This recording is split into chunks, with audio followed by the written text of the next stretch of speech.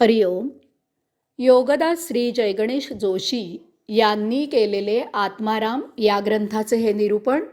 अध्याय 3, ओवी क्रमांक 20. देह बुधी हे टाकावी, हेही मायेची उठा ठेवी. म्हणून काय अंगीकारावी, अंगीकारू नये. मागील ओवीमध्ये श्री समर्थांनी देहबुद्धीमुळे आत्मयात्रा खंडित होते हे सांगितले. यावर उपाय म्हणजे देहबुद्धीचा त्याग करावा असे श्री समर्थ या ओवीच्या सुरुवातीला सांगत आहेत. देहबुद्धीचा त्याग का करावा याचे कारण श्री समर्थ येथे सांगतात की देहबुद्धी ही सुद्धा मायेचीच उठाठेव आहे. अर्थातच ही मायेची नसती उठाठेव आहे हे उघडच आहे. माया आपल्यामध्ये देहबुद्धी निर्माण होण्यासाठी आणि ती जास्तीत जास्त जोमाने वृद्धिंगत होण्यासाठी जाणून बुजून नसता उपद्व्याप करत सदा त्यासाठी प्रयत्नशील असते. याचे कारण साफ आहे की मायेमधून आणि मायेमुळे येथे भौतिक वस्तुजगत निर्माण होते. त्याचा जर आपण केवळ देहधर्मापुरताच उपयोग केला आणि त्याचा अनावश्यक उपभोग घेतला नाही तर त्या जगताचा विस्तार कसा होईल? हे वस्तुजगत फोफावेल कसे? त्यामध्ये नवनवीन वस्तुजगत निर्माण कसे करणार? निर्माण कसे होणार? सर्वात महत्त्वाचे म्हणजे असे झाले नाही तर खुद्द मायेचेच अस्तित्व कसे टिकणार? यासाठी माया सदा देहादी इंद्रिये भौतिक भोगापवर्गतेत कशी गुंतून ऋतून राहतील याची खटपट करत असते. यावरच तिचे या ब्रह्मांडात अस्तित्व अवलंबून असते. जीवात्मा अमुक्त अवस्थेत असणे हे मायेच्या अस्तित्वासाठी आवश्यक असते. आपले संचित सदा संचितच राहिले पाहिजे. यासाठी माया नित्य नूतन भौतिक वस्तुजगत निर्माण करत असते.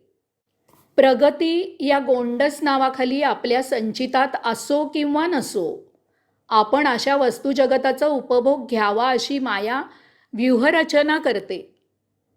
ही आपल्या मुक्तीमध्ये अडचण आहे, आडकाठी आहे. यासाठी श्री समर्थ असे नुसते सांगून हा विषय संपवत नाहीत, तर ते मायेपासून आपली सुटका होण्यासाठी आपण काय अंगीकारावे आणि आपण काय अंगीकारू नये याचा पुढील ओव्यांमधून उपदेश करत आहेत. आता पुढची ओवी क्रमांक 21. मायेच्या बळे ब्रह्मज्ञान, मायेकरिता समाधान. मायाची गोवी आणि बंधन, तोडी तेही माया.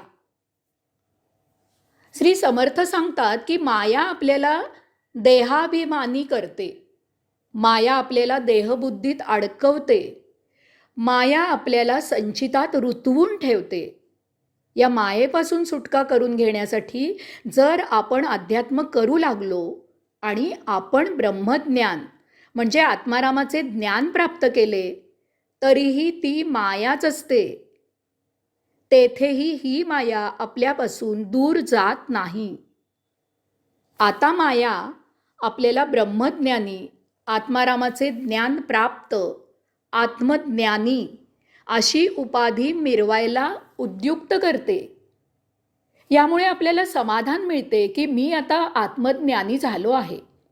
आता मी मायेपासून दूर आहे, आत्मारामाच्या सन्निध आहे. आता मी देहबुद्धीमधून सुटलो. येथे ती माया फक्त स्मितहास्य करते.